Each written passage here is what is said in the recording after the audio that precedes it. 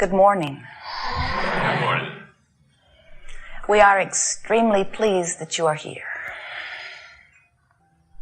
It is good to come together for the purpose of co-creating. Yes? Yes. And of course you know exactly what you are wanting. And you have enjoyed ever so much the contrasting process that has brought you to this clear desire. Of course, especially that. You are enjoying your leading edge perspective. Yes. You're beginning to settle into the idea that you were born to focus energy and that all of the resources of the universe support you, respond to you, answer you. Oh, what a good place you are. And of course, the contrast that sometimes seems to confound you helps you to focus, helps you to clarify. For without a variety of options, some wanted and some not wanted, you could not conclude. In fact, you could not even say what it is you do want if you did not have some reasonable awareness of what you do not want.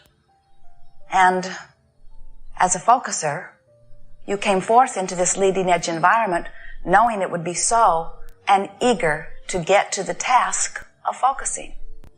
Not because focusing needed to be done, but because focusing is inevitable.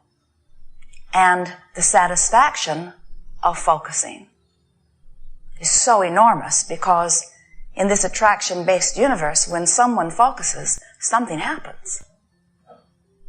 In the focusing of your attention, you are concluding individual preferences. So when you conclude an individual preference, source, all manner of energies, answers your conclusion. In your physical human terms, you say, ask and it is given. But sometimes we think that you do not realize that the asking is not a verbal thing. It can be. But the asking is a vibrational thing that sometimes your verbiage matches. In other words, when you say, I want something, it is not your words that are the asking. It's the desire that burns within you. So sometimes a desire for something burns within you. In other words, you'll have clear awareness of what you want, and it's often while you're standing right in the middle of tremendous clarity about what you don't want. What you want and what you don't want are so inextricably tied together.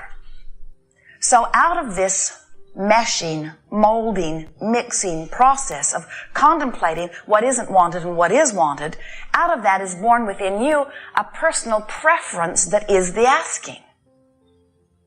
Sometimes, once that awareness is born within you, whether it's a conscious awareness or a cellular awareness, because there are all levels of consciousness within you who are aware and who are asking.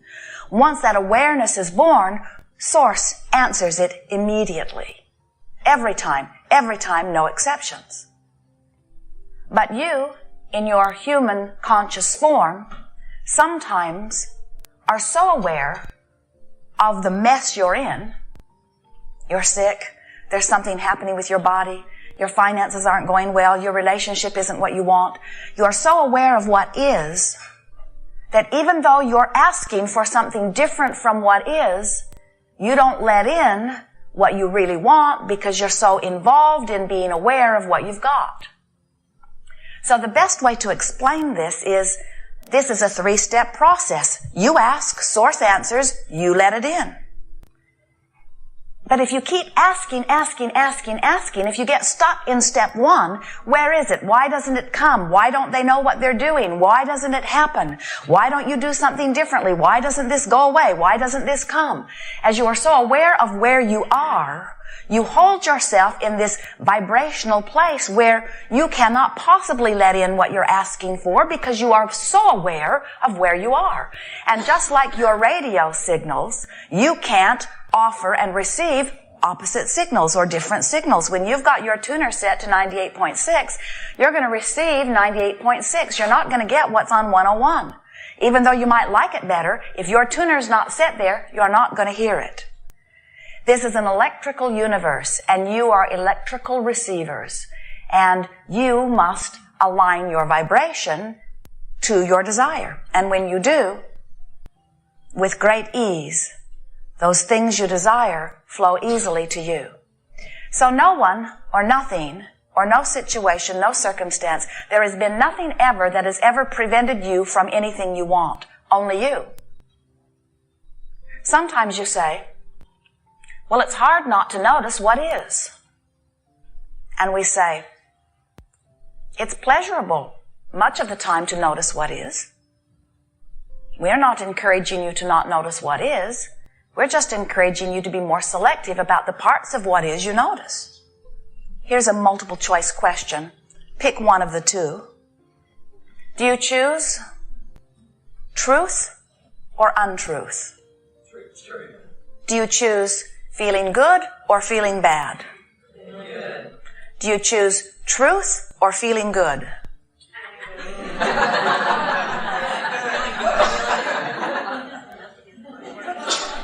That's the corker, isn't it? Because as you have trained yourself to be as true as you can be, sometimes you face the reality that is factual, it's truth. There's evidence, there's history, there's an X-ray, there's a past experience. And as you face what is, you hold yourself in vibrational harmony with what is, which means you're out of harmony with what you desire. You cannot get what's on 98.6 if your station is set on 101. So, this workshop is about recognizing that you get to choose. Through time and through your observation of your experience and others, you've developed some vibrational habits. You call them beliefs. We prefer to call them vibrational habits because it makes it easier for you to think about changing them. Someone sat in the hot seat one day talking about some core beliefs. Core beliefs. They sound so core, so unchangeable. And we said, if you want to talk about core beliefs, let's talk about who you really are. You are a lover. You are worthy. You are expecting of all good things. If we're going to talk about core, let's really get back to the core of that which you are. Let's not talk about that stuff you've picked up along this physical trail. Some of it serves you, some of it doesn't. In fact, most of it serves you. We're not wanting to open you up and take out everything that you've learned along your way, a sort of lobotomy procedure. Because there is so much that you have picked up that serves you. Look at the way you live. Your lifestyle is wonderful. Your expectations of well-being are among the best that we see worldwide. But you do have some expectations or habits of thought that you've picked up that aren't serving you and that do not belong within your vibrational pattern. And in most cases, you don't even know how they got there. You just keep perpetuating them sort of because it is. It's like laying your hand on the hot stove and saying, this is really painful. And someone's saying, then why don't you remove your hand? And you say, I don't know, I'm just used to doing it this way. And they say, but doesn't it hurt? And you say, yeah, real bad. And they say, well, why don't you just take your hand off the stove? And you say, well, actually, it's a family thing. My whole family does this. In fact, everybody I know does this. And there have been a few who have removed their hands, but they've been shunned by the community. And so I think it's better to just suffer. What we're wanting you to realize is that you've picked up some patterns of thought that we could call dominant vibrations or dominant thoughts. So when you think about some major subjects in your life, like the subject of dollars, when you think about dollars, however it comes up, whether it's receiving the bills in the mailbox or being in a beautiful place where you're wanting to buy something lovely, when the subject of dollars comes up, does it feel to you, the feeling that moves through you, does that feeling feel like freedom and fun and adventure? Or does the feeling that moves through you feel like worry and hardship and struggle? You can tell right away. You probably have some of all of those feelings, but you know which ones are more often there. When you think about your dominant relationship, does it feel like freedom or bondage? Does it feel like fun or struggle? You can tell which thought you've practiced When you think about your physical body, do you feel flexible and vital and full of energy? Or do you feel tired and lethargic? Are you optimistic or do you worry? What is your dominant feeling about your body? We want you to sort of pay attention to the way you feel as we are moving through this day, because we want you to come to the realization that the reason that you feel whichever way you feel is because, for whatever reason, you've been practicing that way longer and it has become the more dominant vibration. So you are now, because of law of attraction, more likely and more easily able to get there. The reason that the vibration that is dominant on those subjects, or any subject, is the dominant one, is because you've activated that vibration more often.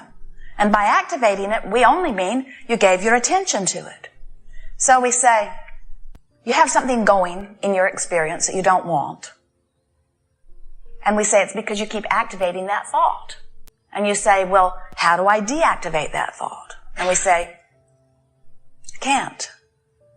You cannot deactivate a thought. Then what do I do? If I've got a thought activated, how do I not activate it? And we say, you activate another thought. Because when you try to deactivate that thought, whatever it is, you don't deactivate it, you activate it. So you have to turn your attention to what you would like to activate. And by giving your attention to it, this is activated and this isn't. So the balance of thought within you, those thoughts that are dominant thoughts, are only the thoughts that you have activated more often. And what begins to happen as you deliberately activate thoughts and develop a vibrational resonance within your own vibratory circulation, so to speak, what happens is thoughts that don't match this more and more dominant vibrational pattern that you're developing, you don't have access to anymore. So things you used to think about and worry about a lot become less a part of your thought process. Now, it's possible that you might run up against someone who will activate it again, temporarily. But those experiences will become fewer and fewer and farther apart until before you know it, you will begin to deliberately, consistently activate vibrations by your choice. Sometimes we hear you, or Esther hears you as she is working on editing a tape or listening to something after the fact. And she will hear you talking about issues that you have lived, sometimes very powerful issues when you were younger. And today, they're still so present in your vibration. Even Esther will find something activated within her that really has nothing to do with her now life. But something will stir it up, and it is so uncomfortable. And then she got all huffed up one day, and she said, Abraham, I can damn well choose my own vibrations. And we said, well, we had hoped you would feel more positive about it than that. But it is a very good first step. In other words, step one, you know what you don't want, which is how you know what you do want, which is your awareness of what you're asking for. So, the predominant theme of this gathering here today, that which will assist you more than all other things put together, is if we can help you to understand that you can choose your own vibrational patterns. And when you do choose your own vibrational patterns, you are the deliberate creator of your own experience. The effort that we would ask you to make is not about trying to control your experience, but instead about allowing the well-being that is natural to you to be your experience.